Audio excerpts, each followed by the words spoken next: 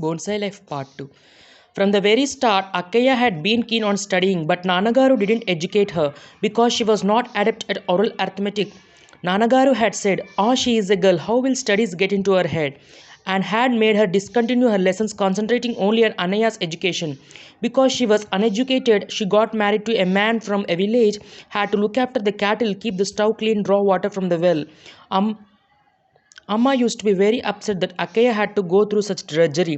Realizing that Akaya was upset thinking of the past, and in an attempt to divert her mind, I led her to the balcony saying, "Come, let's go and sit outside." Looking at the plants and the flower pots, Akaya mentioned that all the cucumbers, drumsticks, and gongura were from their own backyard. I asked her to send some gongura seeds the next time someone came this way. "But Amalu, what's this? Why have you planted the turai and pomegranate trees in these flower pots? See how stunted they have become. If, like flower plants, you put these trees in pots instead of letting them grow freely in the backyard, how will they grow?" she asked, surprised, feeling sorry for the trees. I burst into laughter. Akaya was perplexed. "I did it on purpose. It's a special method. It's called bonsai in Japan. You can grow even a huge banyan tree in a flower pot. You can grow it even with its roots hanging down from the branches. You have no idea how beautiful a pomegranate tree looks when you keep cutting its branches, changing the pot now and then, trimming it into a small sized tree and making it bear fruit. Do you know how carefully you have to tend the small tree? Bonsai is a great art," I said. But it seemed as if Akke didn't appreciate what I said. "I don't know you have confined a turai tree to a flower pot when it could have grown to the height of a building," she sighed.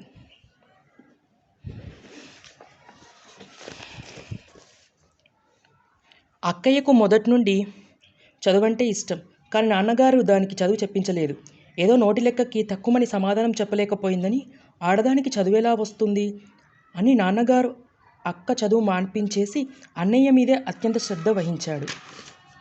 అక్కయ్యకు చదువు లేకపోబట్టే ఆ పల్లెటూరి సంబంధం చేసుకోవలసి వచ్చిందని, ఇంట్లో పాడి చూసుకోవడం, పొయ్యలుక్కోవడం, నూతిలోకి నుండి నీళ్లు తోడుకోవడం, అలా గొడ్డు చాకిరీ చేయవలసి వస్తుందని అమ్మ కూడా ఎప్పుడూ అక్కయ్య గురించి బాధపడుతుంది.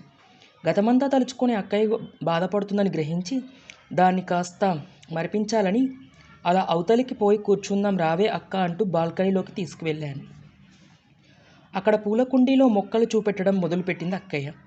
తను తీసుకువచ్చిన దోసకాయలు, ములక్కాయలు, గోంగూర అన్నీ వాళ్ల పెరట్లోనేవేట. "ఈసారి ఇటువైపు ఎవరైనా వస్తుంటే కాసిన్ని గోంగూర విత్తనాలు పంపించమన్నాను." "అవును గాని అమ్మలు, ఇదేమిటి? ఈ తురాయి చెట్టును, దానిమ్మ చెట్టును పూల కుండీలో వేశావు. ఎట్లా మరుగుజ్జులా తయారైనావో చూడు. నిక్షేపంగా పెరట్లో పెరగాల్సిన చెట్లను పూల మొక్కల్లా కుండీల్లో వేస్తే ఇక ఎట్లా పెరుగుతాయే?" అంది ఆశ్చర్యపడుతూ, ఆ చెట్ల కోసం బాధపడుతూ. నేను పకపకా నవ్వాను. అక్కే తెల్లబోతూ నా వంక చూసింది. "కావాలనే వేశానక్క. అదొక స్పెషల్ పద్ధతి. దాన్ని బోన్సాయ్ అంటారు జపాన్ దేశంలో. మర్రి చెట్టు వంటి మహావృక్షాన్ని కూడా పూల కుండీలో పెంచవచ్చు. ఊడలు కూడా దిగేట్టు పెంచవచ్చు. చిన్న పూల తొట్టెలో దానిమ్మ మొక్కని ఎప్పటికప్పుడు కొమ్మలు కత్తిరిస్తూ మధ్య మధ్య తొట్టి మారుస్తూ చిన్న సైజ్ చెట్టును కాయలు కాయనిస్తే చూడ్డానికి ఎంత ముచ్చటగా ఉంటుందనుకుంటున్నావు? ఎంత జాగ్రత్తగా పెంచానో తెలుసా ఈ చిన్న వృక్షాన్ని? బోన్సాయ్ ఒక గొప్ప కళ" అన్నాను. అక్కయ్య నా మాటల్ని మెచ్చుకున్నట్లు కనిపించలేదు. "ఏమిటో అమ్మలు, ఈ మేడంత ఎత్తు ఎదగాల్సిన తురాయి చెట్టును ఈ కుండీలో బంధించావు" అంది నిట్టూర్చుతూ.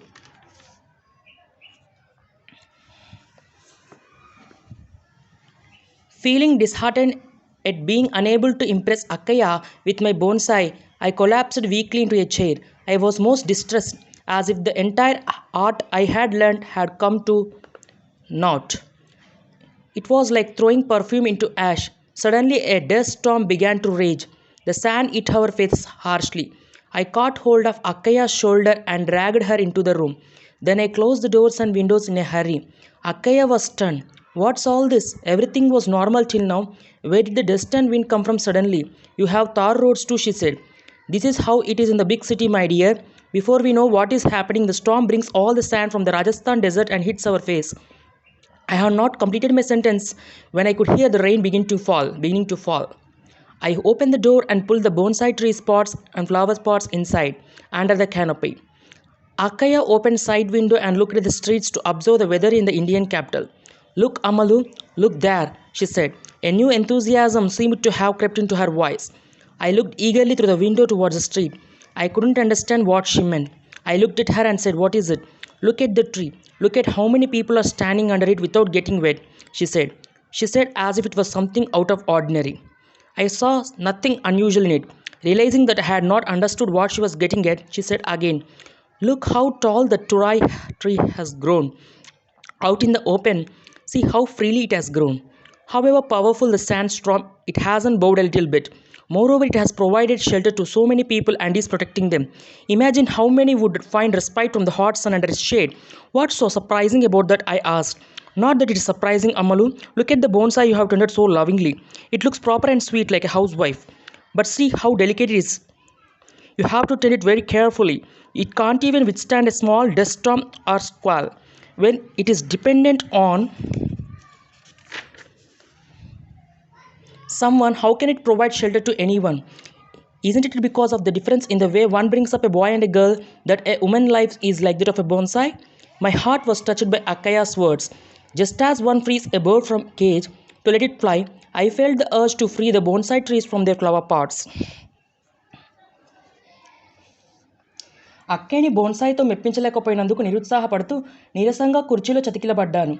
నేను నేర్చుకున్న కళ అంతా బూడిదలో పోసిన పన్నీరు అయిందని నీరుగారిపోయాను. అంతలోనే పెద్ద గాలి దుమారం రేగింది. విసురుగా ఇసుక వచ్చి మా మొహాల్ని కొట్టింది. అక్క రెక్కపుచ్చుకొని గదిలోకి లాక్కెళ్ళాను. గబగబా కిటికీలు తలుపులు మూసేశాను. క్షణాల మీద జరిగిందంతా చూసి అక్కయ్య నిర్ఘాంతపోయింది. "అదేమిటి, ఇంతవరకు అంతా మామూలుగానే ఉంది. అంతలోనే దుమ్ము గాలి ఎక్కడి నుండి వచ్చాయే? తారు రోడ్లు కూడా ఉన్నాయి మీ నగరంలో" అంది.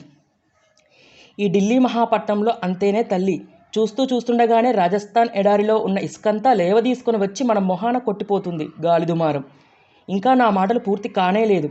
అవతల టపీ టపీమని వానచినుకులు చప్పుడయింది. నేను తలుపు తెరిచి బాల్కనీలో ఉన్న బోన్సాయ్ చెట్ల కుండీలన్నీ పూల కుండీలన్నీ లోపలికి చూరి కిందికి లాగాను. గాలివాన మొదలైంది. అక్కయ్య ఒక కిటికీ తెరిచి వీధిలోకి చూసింది భారత రాజధాని వాతావరణాన్ని. "చూడు అమ్మలు, అటు చూడు" అంది. అక్కయ్య గొంతులో ఏదో నూతనోత్సాహం తొంగిచూచినట్లు అనిపించింది. నేను కుతూహలంగా కిటికీ వైపు చూశాను. అర్థం కాలేదు. అక్కయ్య మొహంలోకి చూశాను. అంతుపట్టక ఏమైంది అని. "ఏమిటి?" అన్నాను. "ఆ చెట్టు చూడు, దారి పక్కన ఎంతోమంది తలదాచుకున్నారో తడిసిపోకుండా" అంది. అదేదో వినూత్న విషయమైనట్లు. నాకు మాత్రం అది అతి సామాన్యమైన సంగతిలా తోచింది.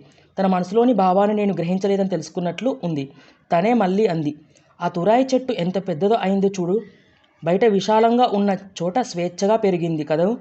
ఎంతటి గాలి దుమారం వచ్చినా అది కించిత్తైనా చలించలేదు, కదలలేదు. పైగా అంతమంది జనానికి ఆశ్రయం కల్పించి వాళ్ళకి ఆసరాగా నిలిచింది. ఎండవేళలా ఎంతమంది దాని నీడలో సెద తీర్చుకుంటున్నారో తెలుసా? అందులో వింతేముందే" అన్నాను. "వింత ఉందని కాదు అమ్మలు. నువ్వు అపురూపంగా పెంచుకున్న నీ బోన్సాయి చూడు. చూడటానికి కుదురుగా ముచ్చటగానే ఉంది, సంసార పక్షపు స్త్రీలాగా. కానీ ఎంత సుకుమారమో చూడు. నువ్వు 1000 కళ్ళతో కంటికి రెప్పలా కాపాడాలి దాన్ని. కాస్త తుఫానును కూడా తట్టుకోలేదది. తనే ఒకరి మీద ఆధారపడినప్పుడు మరొకరికి నీడ ఎలా ఇవ్వగలదు? మగవాడికి ఆడదానికి పెంపకంలో ఉన్న తేడా వల్లనే కాదుటే ఆడదాని బ్రతుకు కూడా బోన్సాయి మాదిరి తయారైంది." అక్కయ్య మాటలకు నా మనసు ఆర్ద్రమైంది. పంజరంలో బంధించిన చిలకని విడిచిపెట్టి స్వేచ్ఛావిహంగంగా చేసినట్లు బోన్సాయి చెట్లకు పూల కుండీల్లో నుంచి బంధవిముక్తి కలిగించాలన్నంత ఆవేశం కలిగింది నాలో. Thank you for watching this video.